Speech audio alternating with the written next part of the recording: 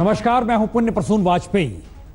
सबसे पहले सोमवार के बारे में जानकारी। सोमवार से संसद सजेगी। संसद के सजने का मतलब होगा क्या? इसका मतलब यह होगा कि जो मुद्दे देश को परेशान कर रहे हैं, देश के भीतर हैं, उन मुद्दों पर बहस शुरू हो जाएगी। मसलन यूपी में विस्फोटक महाचूक जो हुई है, उसका जिक्र संसद के भीतर हो सकता है। अमरनाथ यात्रा में जो सुरक्षा चूक हुई है, उसको लेकर चर्चा तो जरूर होगी। बाढ़ का कोई सिस्टम है या नहीं है? 7 से 10 राज्यों में बाढ़ है। चीन को लेकर विपक्ष पीछे खड़ा है, लेकिन किस तरीके से संसद के भीतर इस पर चर्चा हो, यह भी होगा। गोरखालैंड पर सेना वहां कंपनी रवाना करनी चाहिए, सुप्रीम कोर्ट को कहना पड़ा। सीबीआई छापे पर सियासी दांव, पक्की बात है, लालू यादव की पार्टी चलेगी। नोटबंदी के बाद भी नोट क्यों नहीं गिने गए, इसको लेकर भी विपक्ष मुद्दे को उठाएगा। और सुप्रीम कोर्ट का कहना, पहले माल्या तो ले आइए, फिर सुनवाई कर लेंगे। तो ये सारे सवाल संसद के भीतर उठेंगे। तो कह सकते हैं सोमवार के बाद एक जहन में लाइन आएगी, मुश्किल तो है। और इस मुश्किल तो है कि जिक्र के चलते अगर आज हम खड़े हो जाएं और ये बताएं मुश्किल तो है, तो पहला शब्द जहन में गूंजेगा महात्मा गांधी का नहीं, खादी का। जरा देखिए इस रिपोर्ट को। के दौर में आजादी से पहले गोरों ने हिम्मत नहीं की, लेकिन आजादी के बाद मौजूदा सरकार ने हिम्मत जरूर की है। जी, टैक्स लगा दिया गया है। और आजादी के पहले और आजादी के बाद का यह पहला मौका होगा जब खादी पर टैक्स लगेगा। यानी खादी पहनने वालों को टैक्स के भुगतान के बाद खादी पहननी होगी। हालांकि खादी के झंडे, गांधी टोपी और धागे जीएसटी के दायरे में नहीं आए हैं, लेकिन इन 3 चीजों के अलावे खादी के बाकी सभी उत्पादनों पर जीएसटी के दायरे में ले आया जा चुका है। खादी के 1000 रुपए के कपड़ों पर 5% तो 1000 से ऊपर वाले रेडीमेड कपड़ों पर 12% जीएसटी लगेगा। पॉलिएस्टर खादी पर भी 12% जीएसटी लगेगा। जी हाँ, वो पहले कभी इसके ऊपर टैक्स नहीं था, इस बार ये पहली दफे लगाया गया है।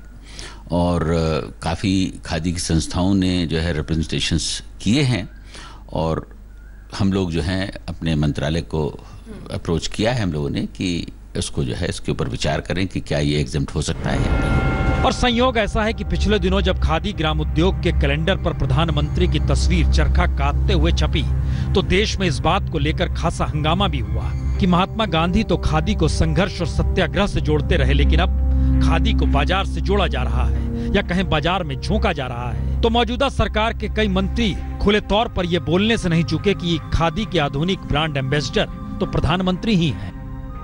गांधी जी के दर्शन को चरितार्थ करना, यह मोदी जी का दर्शन है। और मोदी जी सदैव ही हर मंच से उन्होंने गांधी जी के चरणों को नमन किया है, गांधी जी के विचारों को आगे बढ़ाया। जाहिर है ब्रांड एम्बेसडर प्रधानमंत्री ही है, तो गेंद अब प्रधानमंत्री के ही पाले में है कि खादी पर टैक्स लगे या ना लगे, क्योंकि खादी पर लगी जीएसटी ने खादी बुनकरों की नींद भी काफूर कर दी है। तो कई खादी ग्रामोद्योग संघ ने प्रधानमंत्री को पत्र लिखा है और उसमें जिक्र किया है कि चंपारण सत्याग्रह शताब्दी वर्ष में गांधी जी की खादी को बचाने की गुहार तो हर कोई लगा रहा है, ऐसे में गांधी पर टैक्स क्यों? और खादी ग्रामोद्योग संघ से जुड़े लोगों का कहना है कि ऐसे में दूसरे कपड़ों से खादी मुकाबला कैसे कर पाएगी। तो सवाल यही है, क्या जिस तरह इस बरस की शुरुआत में खादी ग्राम उद्योग के कैलेंडर से महात्मा गांधी को हटाकर प्रधानमंत्री की तस्वीर लगा दी। कहना है कि पहले ड्राफ्ट में खादी पर जीएसटी लागू होने की बात नहीं थी और फाइनल बिल तक जीएसटी खादी पर लागू कर दिया गया। सवाल ये उठता है कि खादी पे पहले से ही ग्राहक काफी कम थे और अब ये 5% और 12% के ज्यादातर टैक्स पे क्या ग्राहक और कम हो जाएंगे? मुश्किल तो है खादी पर टैक्स, यकीनन सुनने में अजीबोगरीब लगता है, लेकिन यह सच है। और इन सब के बीच आज कलराज मिश्र जी बनारस में थे, वहां बुनकरों के बीच भी गए और वहां पर खादी संगठनों से मिले। वहां उन्होंने कहा कि वह खादी को जीएसटी से मुक्त किया जाए, इसका जिक्र वो सरकार से जरूर करेंगे। और इन सब के बीच बनारस में ही आज बुनकरों ने महासम्मेलन भी किया है और वहां पर इस बात का आक्रोश जताया है कि जिस तरीके से उनके हाथ से सब कुछ छिन रहा है, कहीं ना कहीं जीएसटी के दायरे में है। क्योंकि इसकी एक तस्वीर सूरत में उभरी है। सूरत में कपड़ा व्यापारी, याद कीजिए क्या स्थिति थी, किस रूप में स्थिति थी। एक तरफ हंगामा था, भीड़ थी, आंदोलन हो रहा था। ये दरअसल 6 जुलाई की तस्वीर है जो एक तरफ चल रही है।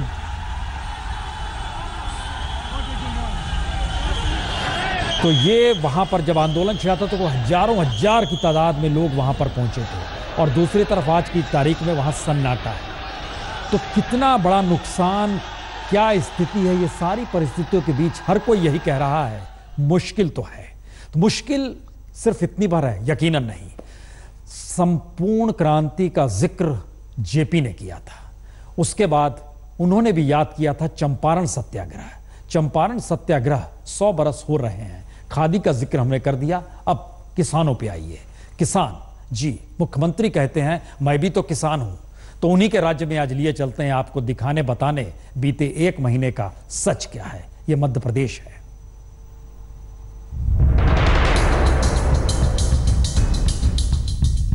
यह फेरिस्त मध्य प्रदेश में मंदसौर की घटना के बाद खुदकुशी कर चुके किसानों की है।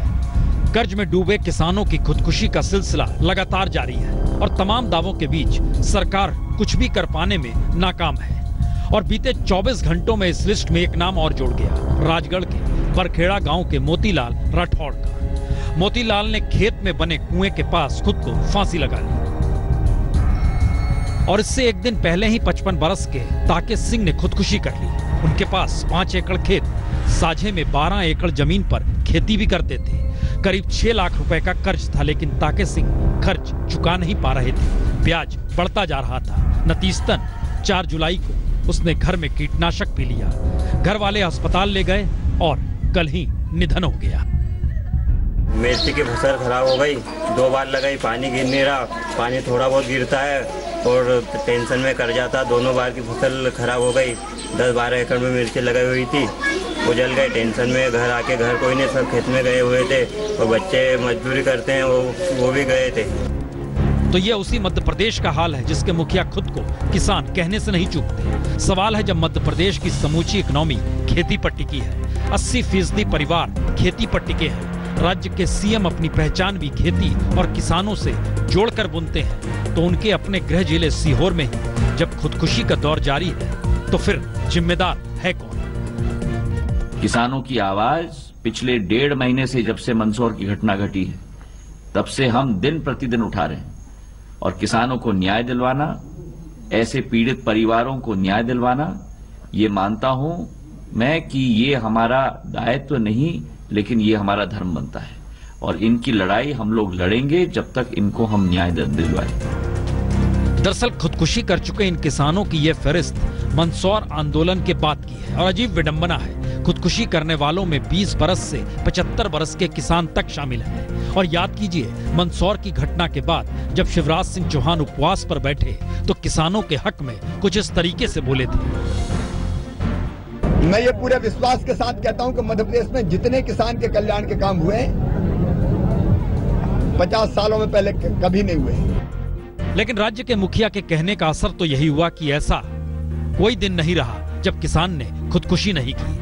कहीं किसान कर्ज से परेशान, तो कहीं प्याज या कहीं अपने उत्पादन के ना बिकने से परेशान, कहीं बारिश ना होने से परेशान।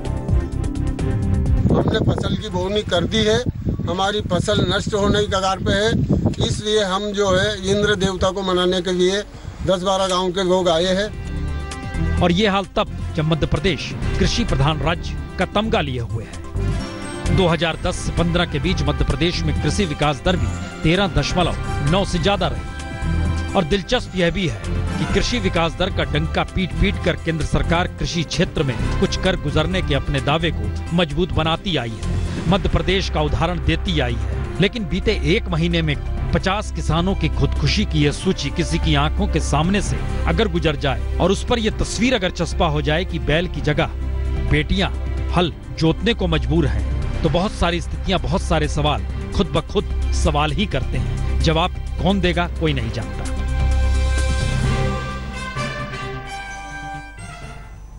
यकीनन जवाब ना मिल पाने की स्थितियों को लगातार हर कोई देख रहा है। क्या सवाल यह नहीं कि खादी का जिक्र है, किसानी का जिक्र है, चूक और महाचूक के बीच आतंकी घटनाओं का डर या खौफ कहीं ज्यादा बढ़ चला है। आज ये यूपी में नजर आया।